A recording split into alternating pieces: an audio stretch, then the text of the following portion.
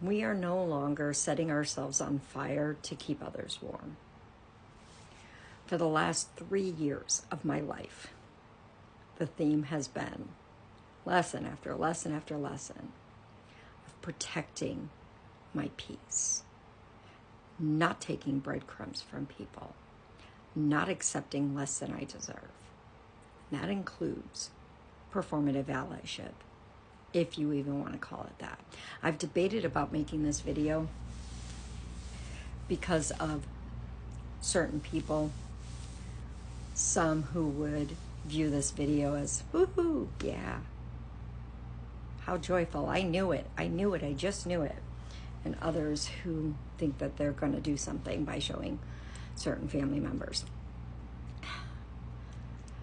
But I will say this, I will not continue to set myself on fire to keep others warm, especially people who have sold us out.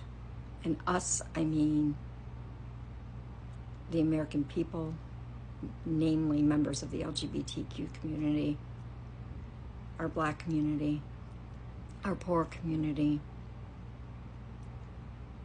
our Native community, and anybody that I'm forgetting, I'm sorry, because I'm very triggered, and I have been for days, likely weeks, but it's been a powder keg ready to blow off since before the election. And I have a certain family member who knew better this election cycle than to be super vocal on an app that is not this one. Because being super vocal in the past caused rifts. There was a time we didn't speak for a year and a half. And now that MAGA people feel emboldened,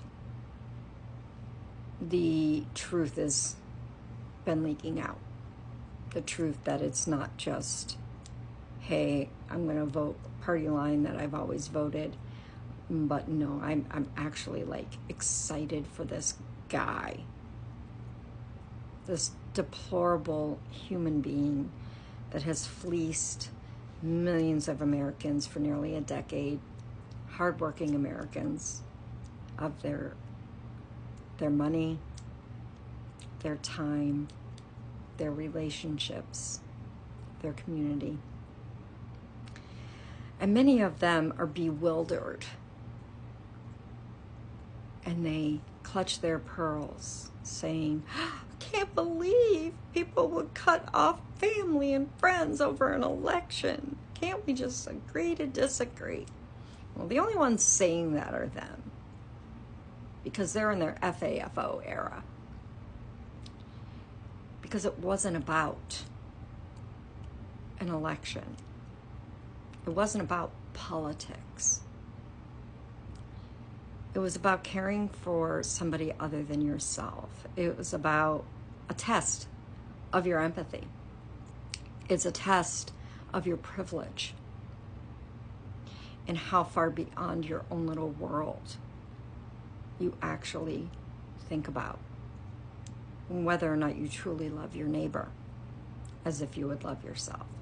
Because if that were true, you would want your neighbor to have the same rights that you so generously enjoy. You wouldn't care if you never met the people that would benefit from the same system you benefit from. It wouldn't matter the color of their skin, how they love, what religion they chose. Because freedom is not freedom unless we all are free.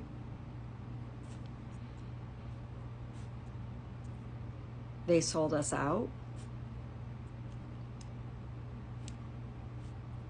because there's something inherently going on the inside that they don't dare to speak out loud, because It's not socially acceptable. I mean, what kind of mother wishes her daughter wasn't gay, right? What kind of mother doesn't care if somebody else's child loses a baby in the second trimester, but lives in a state where her life is now in danger? When my daughter lost her baby in the second trimester, I felt such gratitude that we live where we lived. And I thought of all the women that don't have that.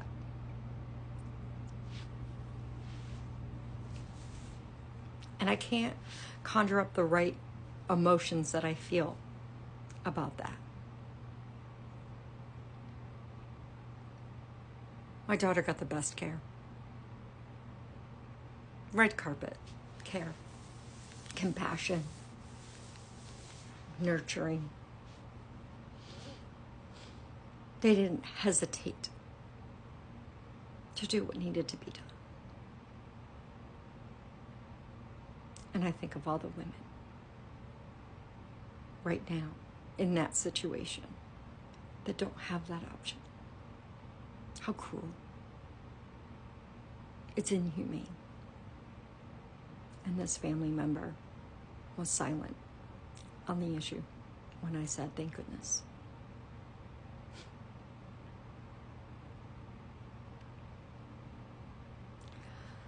Their love for a man who wouldn't throw a bottle of water on them if they were on fire means more to them than the offspring that they raised. Deporting brown people means more than my safety.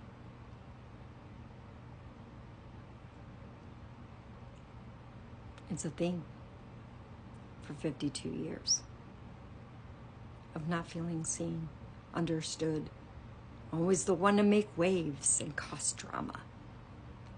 But you see, in toxic family systems, it's the one that's working on themselves, growing, able to self-reflect and make the hard changes.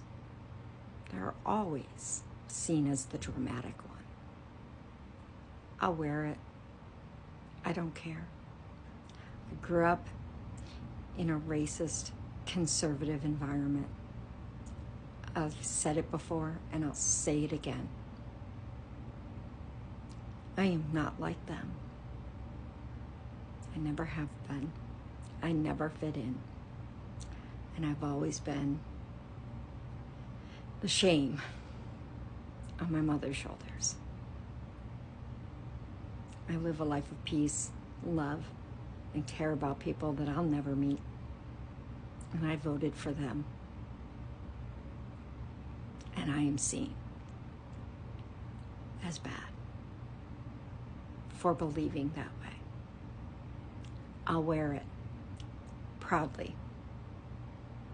I'll never change. My heart will never grow cold. But we will no longer set ourselves on fire to keep people warm. It's not happening.